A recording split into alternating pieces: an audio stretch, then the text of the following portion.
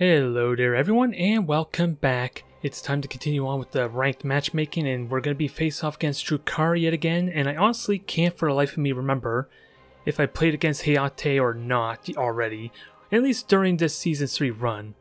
For we're going to be dealing with the Devil Impaler with a carrier ship as the flagship, I believe. So it's not really going to have a light cruiser to accompany it. There's going to be 2 frigates, so it's a little more leaner, but like I hinted at before, talking about the potential of the Impalers, it should be, in theory, a lot more stronger if the fighters are able to go unhindered.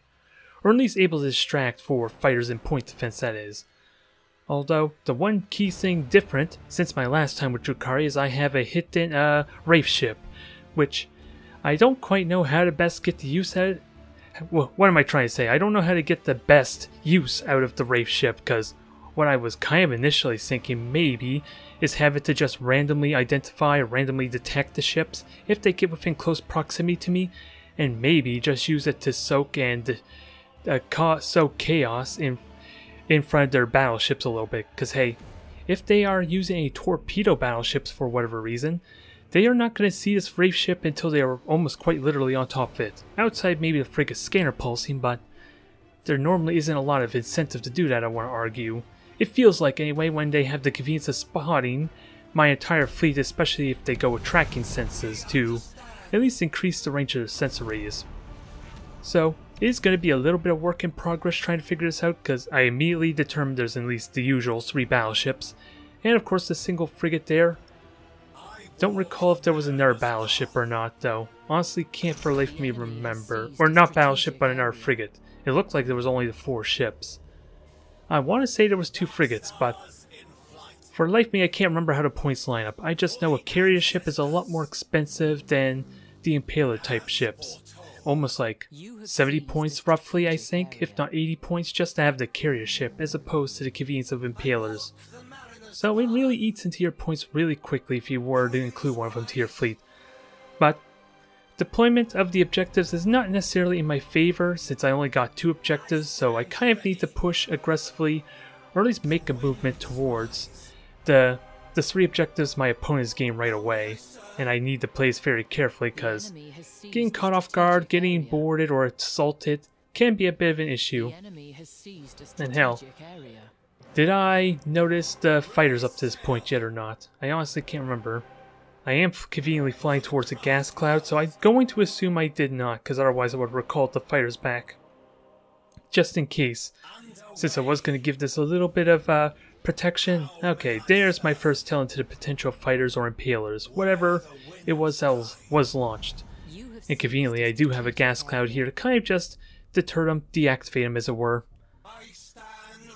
So, I still couldn't tell you if those were impalers or not, but ideally, minimizing the damage that they can do is going to be a big deal, especially if they can get any free boarding damage in before the actual engagement. Since I have the firepower, I have an additional ship even to kind of make things awkward for them. Hell, if it just sits in front of their ships, maybe it might be best used to soak damage that way. Sure, it's going to die insanely quickly, especially with how easily it can get critically hit and lose its generators, but there is possibilities just if for no other reason than to just deny them torpedoes.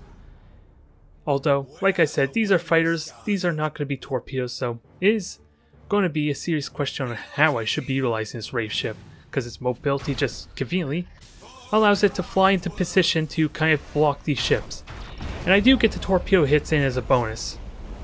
I mess up the control on the cruiser though, as I fire the torpedoes before the actual boost. And let's not talk about how badly the pulsar shots were as well, so this is a bit of an awkward mess for me. Since now I have to wait for the cooldown to come back up for these pulsars. One of my cruisers is about to die there. Oh, that was due to bombers it looks like. So, a lot of that damage was due to the ramming blades that my opponent's utilizing, and of course, just the firepower, yeah, the bombers themselves, so it is an awkward mess.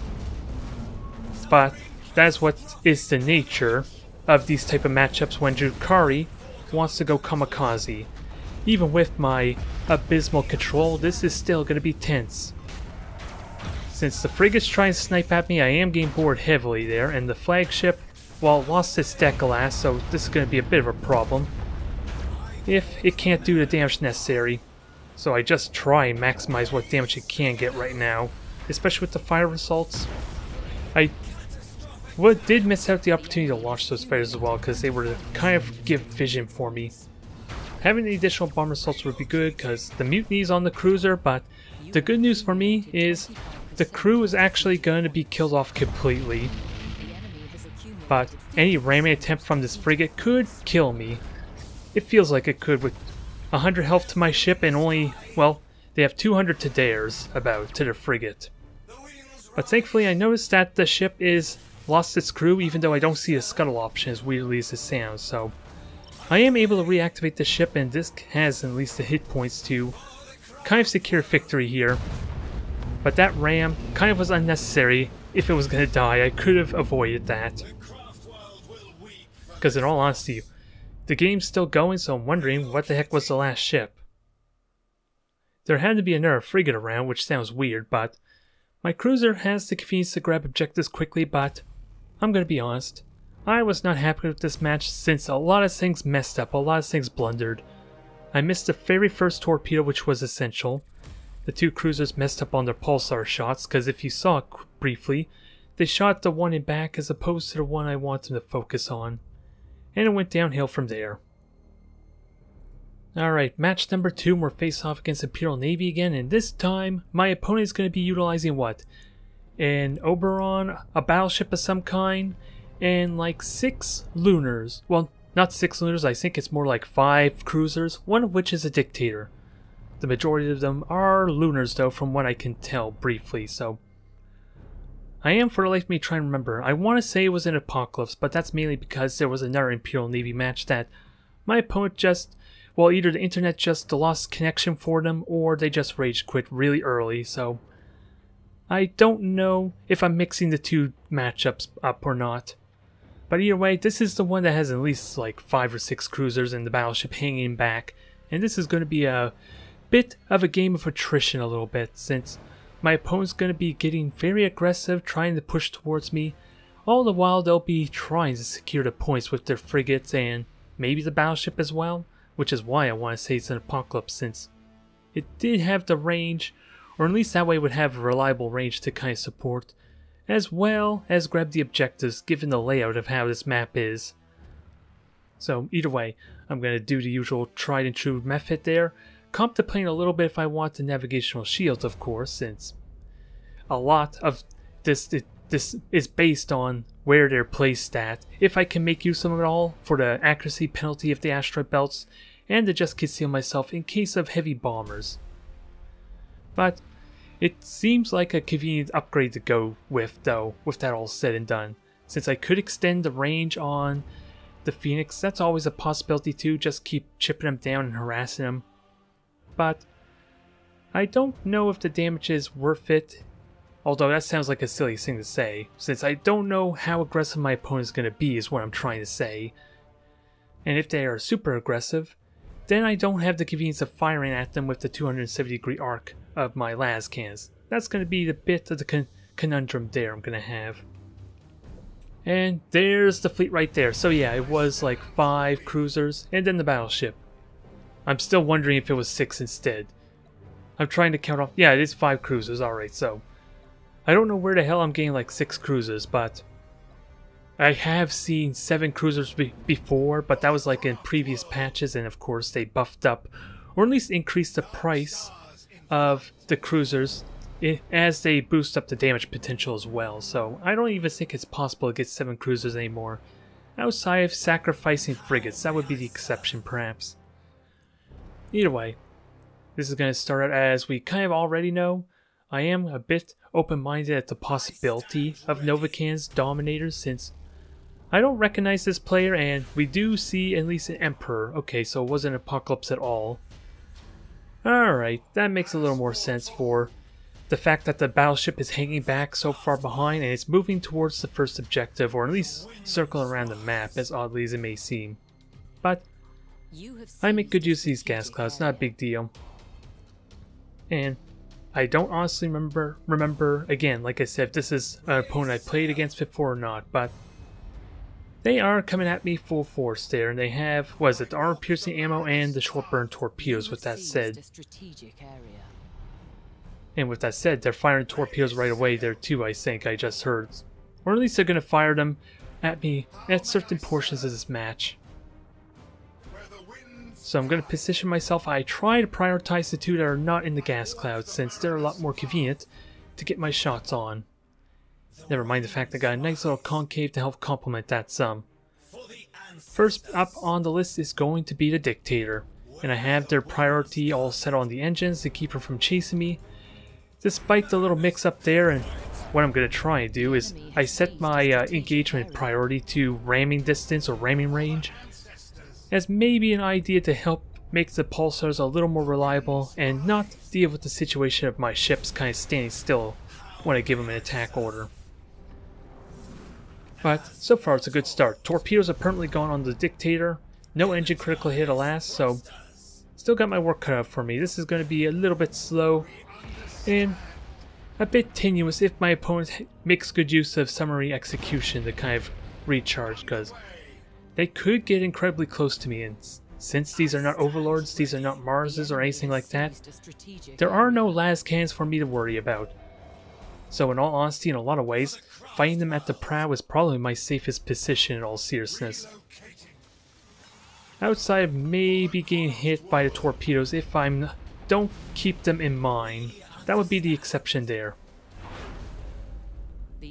But the Dictator is pretty much gone at this point. Its engines are destroyed, so it's prime target to suffer the wrath of the Maelstrom. And even get a little bit of bonus damage on the other Lunar as a bonus there. So now, I have to kill these off one by one. And already, like I said, there's also frigates that grab the objectives there, so I am going to be forced to abandon this point unless I want to circle around towards the Emperor. Which, I'm not really fond of fighting the Emperor, because we've seen just how troublesome that can be sometimes trying to do damage to him. Never mind the fact the Emperor doesn't really have much weaponry in general. As I get a nice convenient kill on the Widowmaker there, and then there's another frigate we identified conveniently too. They did not stick with the silent running for some weird reason, so I just take my time and go for the killing blow, paying mind to the dang assault squads that are coming up right behind my Wraith ship. Thankfully, since the Dictator's gone, there's no defensive fighters to kind of protect this thing. So, the frigate's easily gone just by the fire of assaults at all, and the boarding ships are not a threat at all. Otherwise, I didn't quite get the engine critical hit here. This is how this match is going to play out a lot of the time, just slowly trying to chip down my opponent as they relentlessly chase me. And with 4 objectives, the honest question would be, how should Imperial Navy play in this situation? Well, we've kind of seen a little bit with Liberal, in that you can use the gas clouds to kind of secure yourself incredibly well, forcing me to either grab points behind you to force you out of your your death ball-y comfort zone, or just maybe have a beacon if the map layout is not convenient, like I did in my last episode against Ark Mechanicus. But in this case, my opponent's going to get incredibly relentless, and with the lack of turrets to kind of be able to threaten me at all times, I am, again, not at real risk here. 2 engines are currently out, or at least the second ship has lost its engines, and I'm just going to flatten my ship to minimize the torpedo damage we're about to take here. Then other than that, I am going to completely avoid the Emperor. Like I said, there's not really much reason to engage it there. It doesn't have much of the firepower, it's just the inconvenience of its fighters and bombers. But being the only carrier ship, that's not a threat. 3 engines down, my opponent's own stasis bomb is actually going to be a boon in this case, since my pulsars are not hindered whatsoever by the stasis bomb. So at a certain point here, I want to get super aggressive once I'm comfortable I can win that engagement, since I have yet to use my torpedoes, and I could try fire the torpedoes at this range, but keep in mind, even though the engines are down, they still have their full turning radius speed. They just lose out on the convenience of high energy turn to rapidly turn. So they could still dodge the torpedoes effectively enough, or just switch to brace for impact and have enough point defense. In this case, I would argue to just shoot them down in general. And I did not pay attention to the last crippled cruiser where it is making its way over to the gas cloud. For some reason, I erased that from my mind, thinking there was no other ships aside for these two cruisers left. But right now, this is kind of slow and steady. My health is slowly getting hit down, but again, not much of a risk just yet until I start getting maybe a critical hit to my generators, and this is where I start committing. With the awkward placement of the second cruiser behind the others, and this one having no engines, we immediately kill it off, and sadly, the wreckage will stop the rest of the torpedoes. As nice as it would be to get a 2-for-1 combo with that meal. Either way, I am completely oblivious to the last cruiser, so we're ready to start finishing this off. Thankfully, I did notice that the engines were damaged there. A little bit of an annoyance because how subtle the engine destruction visual is for these cruisers. Because that could have ended off really badly in that stasis bomb, as well as the plasma bomb, no less. It is a fairly simple match though, but keep an eye on the score. This is drastically going to change into my opponent's favor, at least as far as the objectives concerned. They're getting like 100 points every 20 seconds for crying out loud, and I am not in the best position to kind of counter that. It's just the downfall of my opponent to commit as aggressively as they did.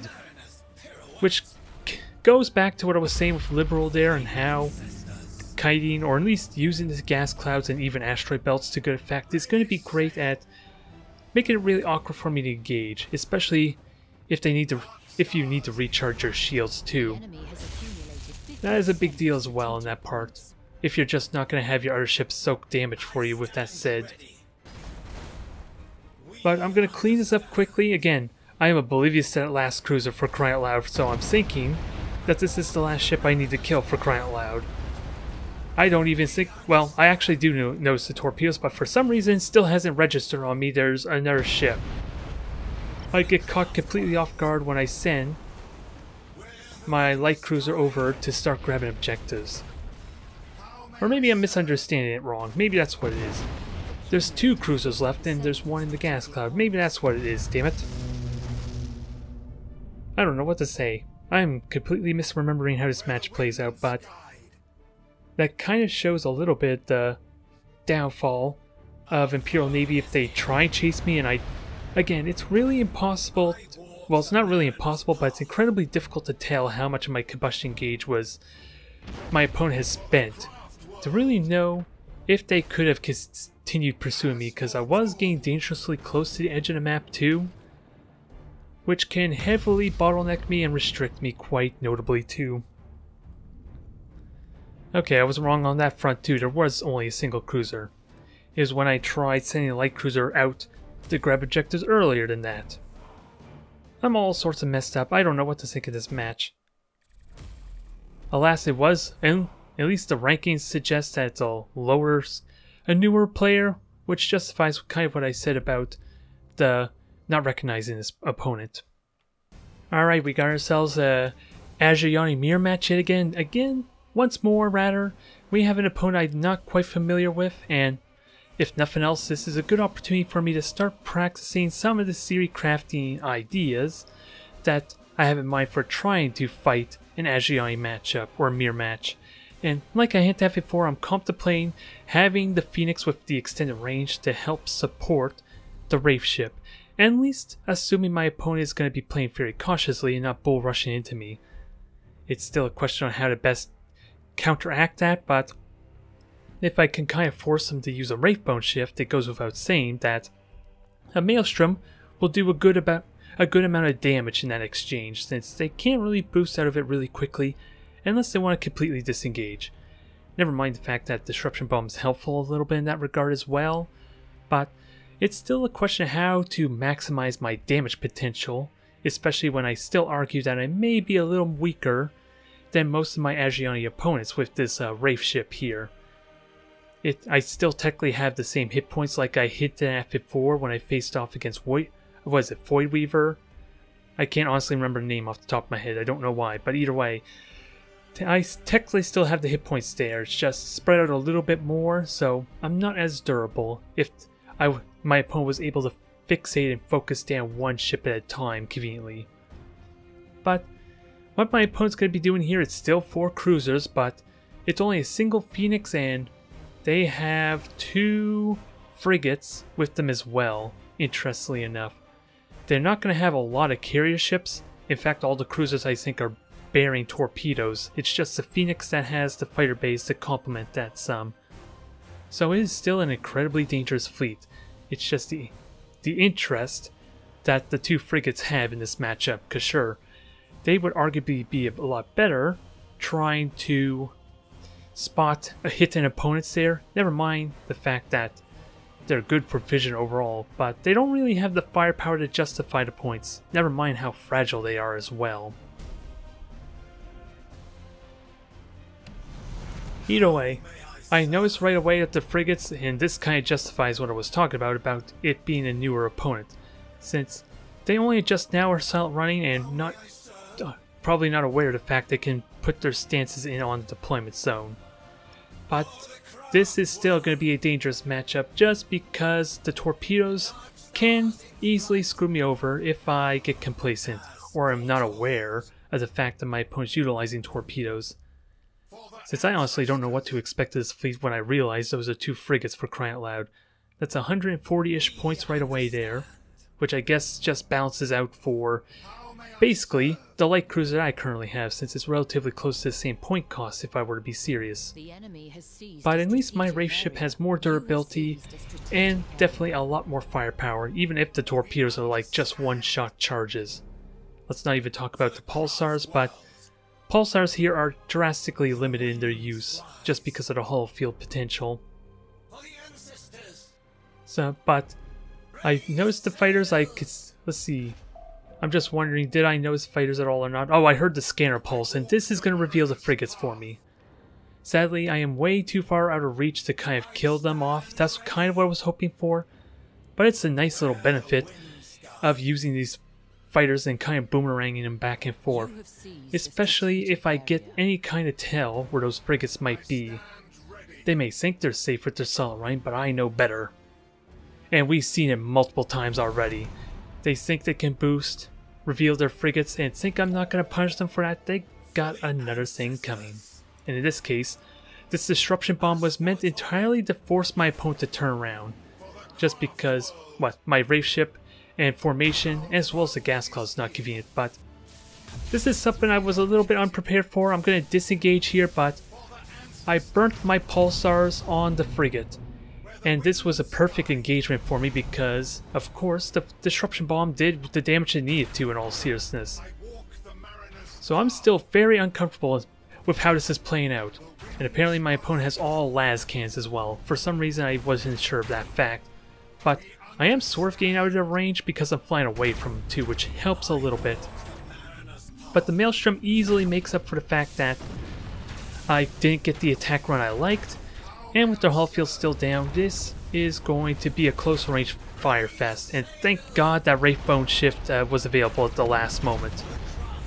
Still hurt my other cruiser like hell, but I don't think I need to tell you what would have happened to that Phoenix if I did not at least dodge that. Or at least didn't notice him in time. Since that would have immediately died if I had turned my flank. But I had the nice convenience of the hull field being down, and suddenly the pulsars, which were going to be a liability potentially in this matchup, are now going to be MVP just by how quickly they can burst these things down. Alas, it is definitely a less skilled opponent just because of their hull fields burning out on the frigates maybe, but at the same time, the frigates shouldn't be the priority for controlling anyway, due to their lack of firepower that they have to bring. But needless to say, that was a bit of a one-sided match, and I didn't get much of an opportunity to really try utilizing the lascan strategy. Although, I am going to point out something that I think it may not have been as dangerous as I may like to think it was, and so we're going to rewind a little bit back to the actual engagement when I fly away, or fly away there. The fact that the lascans are shooting at me should be a big concern, but keep in mind, outside of the flagship, which I think my opponent had extended range, I'm going to have to double check that quickly, but Since I'm hovering at 9,000 unit range just as they're firing, I should in theory be perfectly safe still, just because I'm going to fly out of their optimum firing range before they even reach me. That's a very key thing to note and something I'm going to have to pay attention to when I try and disengage, since shooting at the frigates could have been a death sentence for me against any other opponent.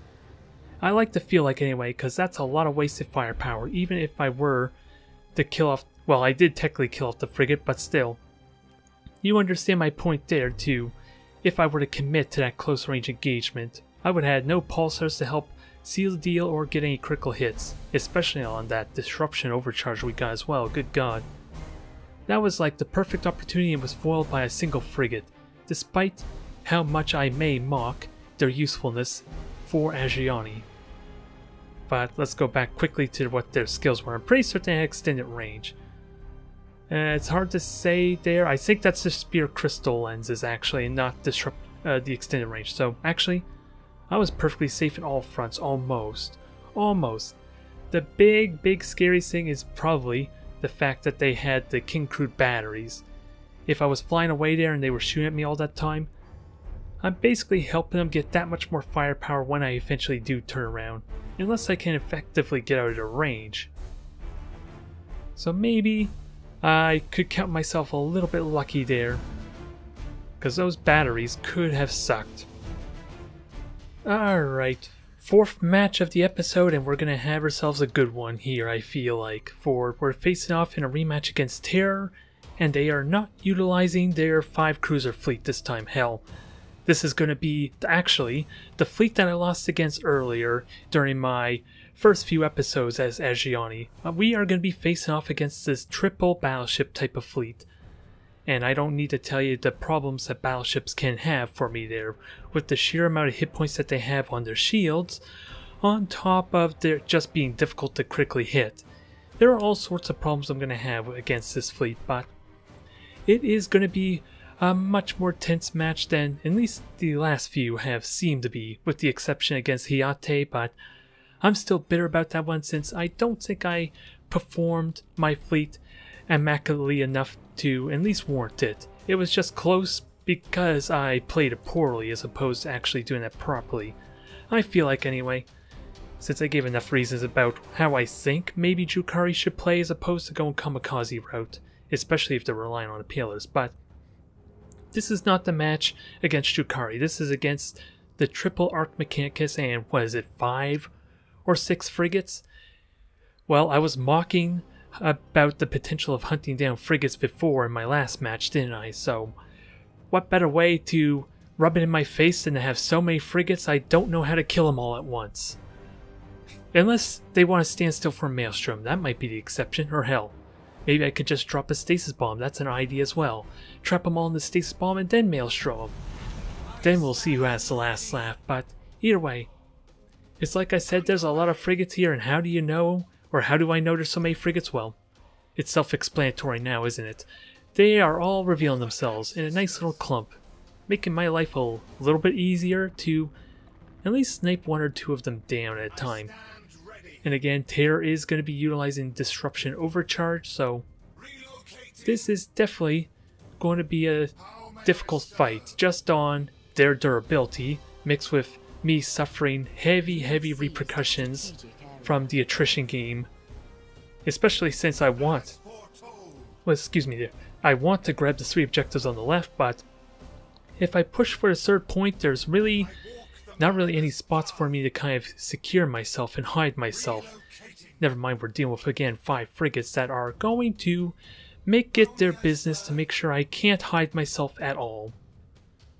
So I can tell you just how uncomfortable this is trying to get at least some kind of cover available for me, but I do spot the frigates. I turn in to try and engage them, although I'm a little bit hesitant if I want to engage with all of my ships, if I were to be honest. But this is the convenience of just recalling them, and then just firing on them once I get vision yet again. I'm hoping maybe to kill multiple frigates here, and let's see, that didn't scan repulse, so it can easily repair. And with only 3 Nova cans, I feel comfortable enough just boosting on out of these shots. don't think I need to worry there too much. And hell, the crew is completely getting kills off as well on this frigate, so it's out of the fight already. And sure, I may have second-guessed those cruisers coming back in there, but what I wasn't expecting is the fact that this light cruiser gets to contribute. Took a little more damage than necessary because I had to resort to ramming for crying out loud, and losing my generators in inconvenient time too. So that light cruiser has taken a lot of damage that arguably was not worth it, but I did take out 3 of their 5 frigates, which at least makes my life a little bit more easier. But I still I'm not done yet. I want more frigates to kill, and I launched those fighters wondering if I can pinpoint where they went or where they are. Not so much revealing the battleships because I already know what they are and what to do about it.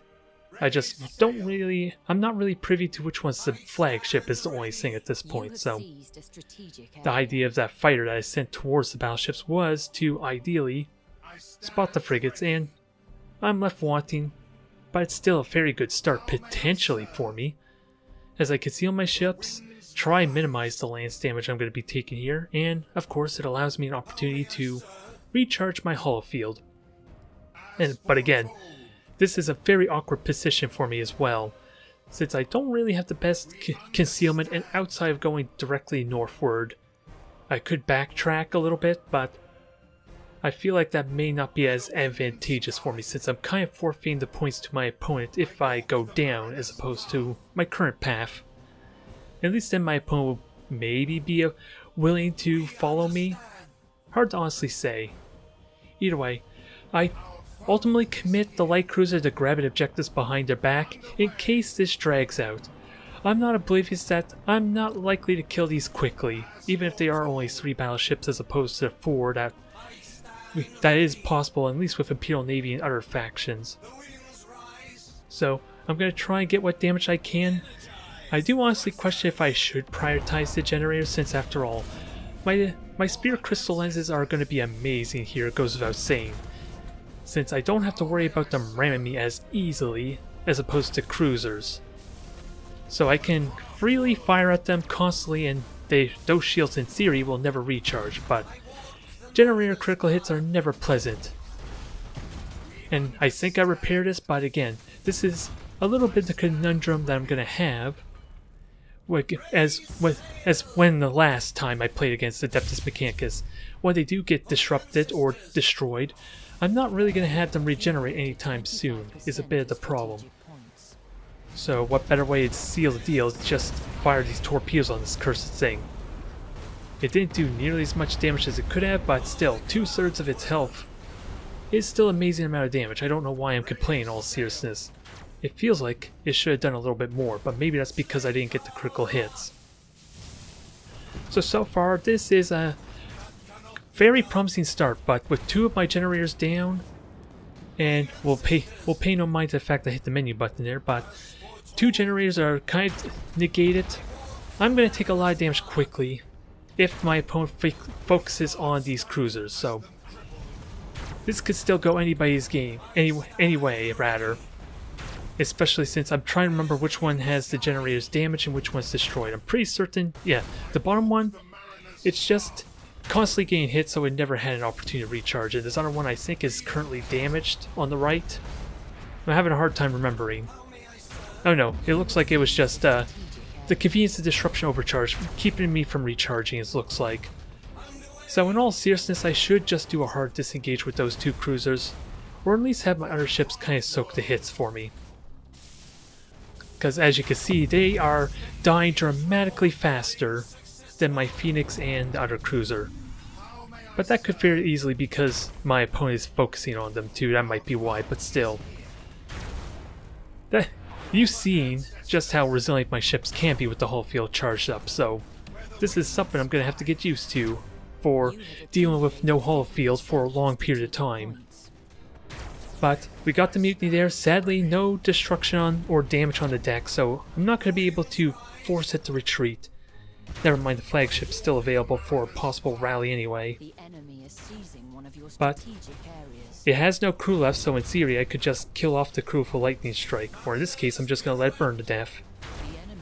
And we pick off another frigate for good measure, or at least try to. But the nerve is the thing to actually kill off my cruisers too.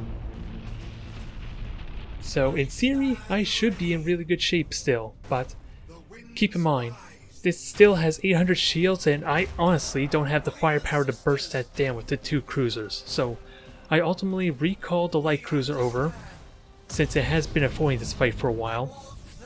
Since that's 3 pulsars right there, so I didn't even take half its shields down. So I'm going to be relying heavily on the Phoenix with its constant las cannon fire to kind of get those shields down. Of course, this is the closest I have been to exploiting the potential of the Spear Crystal lenses, since now the shields are potentially never going to come back up.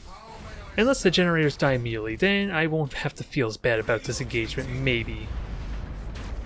But right now it doesn't look like it. And hell, since it is the flagship, if it has supercharged void shield, this could potentially still be a losing bout for me, but hey, I got 3 objectives to their 1. So I could in theory just stall this out, even if the supercharged void shielded shields were still a big threat. Ooh, and I may have even changed priority to the engines too, even though technically I don't have any torpedoes to really punish that, alas. And the Maelstrom's not going to be up for another minute, so that may have been why I changed to the engines, so to open up a better opportunity for my torpedoes, but sadly I am completely spent, so that's not helpful. And now my Phoenix lost its generator, so it's not long for this world, because you can easily see how much quickly it's taking those hits. And maybe I'm getting a little too close for comfort, especially with that dang cybernetic orb. They're actually doing an impressive amount of damage with how close I'm getting to. It should not be underestimated. But this Phoenix is in serious risk of dying right now. And of all things, it's going to die to a frigate as well if it were to successfully ram me, which I'm trying my best to avoid. Thankfully the last can't seal deal, and even then the bombers would have killed it off. So this was an incredibly tense match. I could have seriously played more of a slower game after killing off the first 2 battleships, since I had the mobility to disengage and they didn't really have frigates, terror, to kind of contest the objectives, so I won that by destroying the fleet, but it looked like I still had multiple avenues to still get a victory in that regard. But that is probably the most egregious take of me abusing the possible bug of the Spear Crystal lenses, though, I will admit.